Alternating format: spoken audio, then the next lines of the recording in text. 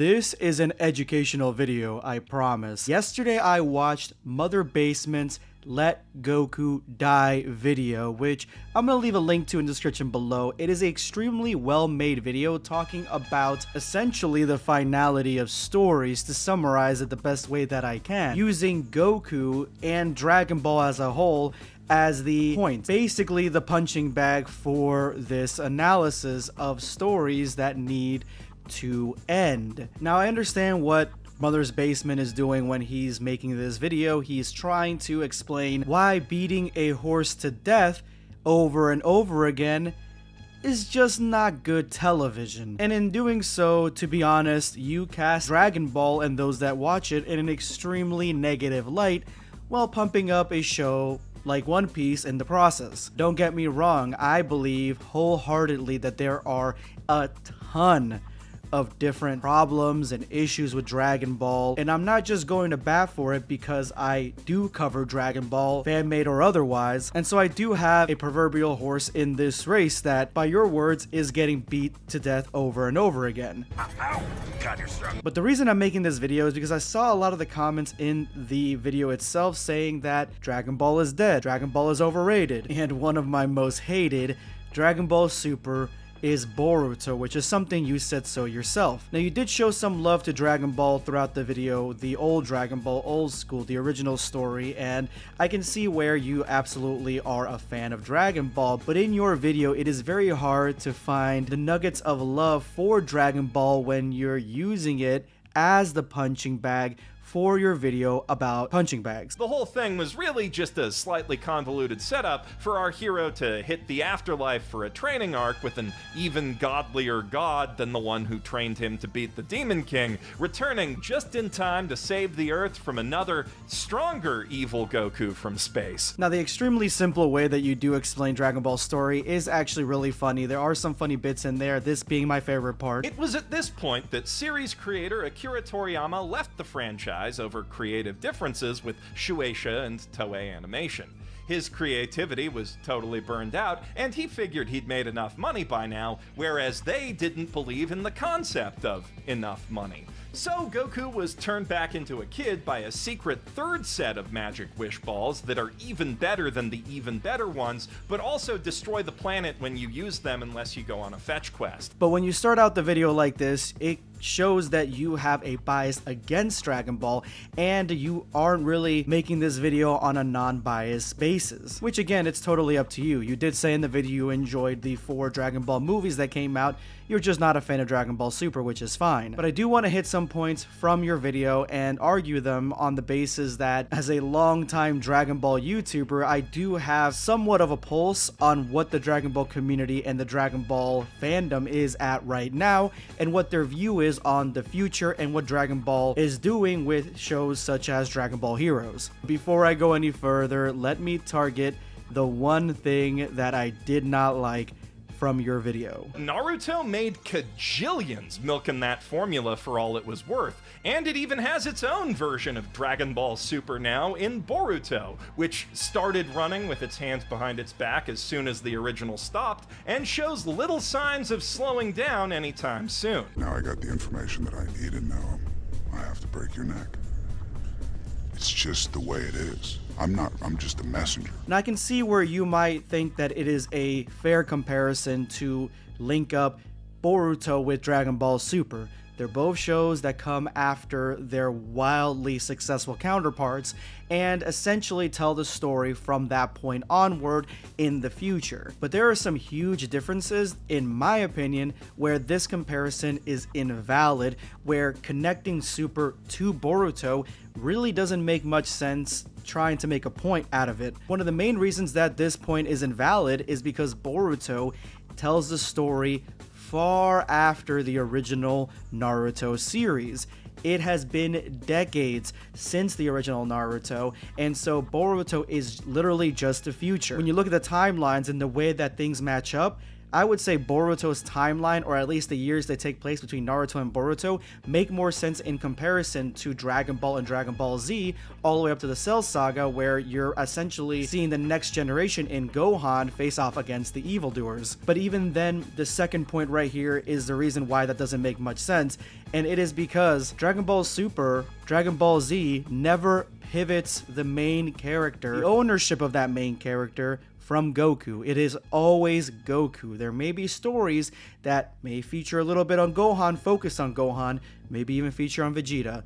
Hell, even the new movie featured heavily on Piccolo, giving him some shine, but the story itself never officially changes hands from Goku to somebody else. We don't see Gohan becoming the new protagonist in the story, and he's the one that we're following. Boruto, we follow a completely different character, while his father is doing everything else in the background, or, you know, outshining him in his own show. So Boruto is not a fair comparison compared to Dragon Ball Super, because Naruto Shippuden, they are far more similar in the way that they tell their stories and timelines to DBZ, even Dragon Ball and Dragon Ball Super, than Boruto is. Boruto is an offshoot in an area where Dragon Ball has not covered yet. My next point is that the reason people stick around for the Dragon Ball story is because Dragon Ball itself hasn't really progressed in timeline very far.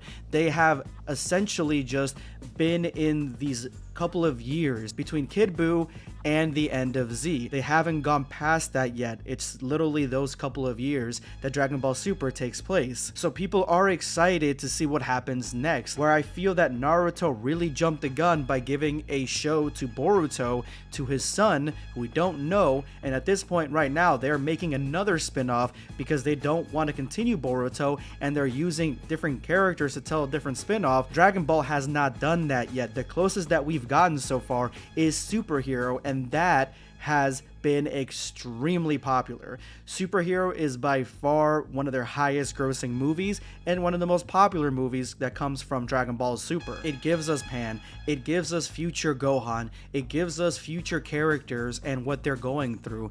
We are excited as a fan base, at least I am and my fans, to see what happens next, to see the mantle be given to somebody else like Gohan or to Goten, which it hasn't been given to yet, to see Pan grow up, Bola grow up. We want to see what happens with the next generation and maybe even give Goku a more mentorship role, which leads me to my next point. You are not wrong when you say let Goku die. He needs to die in a sense, not because the show needs to stop, the story needs to stop, or because Goku specifically himself needs to die. As we've seen throughout Dragon Ball, it's not gonna happen. The point of Dragon Ball is the Dragon Balls, and they've used it way too many times to wish everybody back to life. No, that's not what we're talking about here. We're talking about letting Goku take a back seat. They're already doing this in Dragon Ball Super Superhero. They gave the main coverage to Piccolo. Piccolo had all the agency in that story.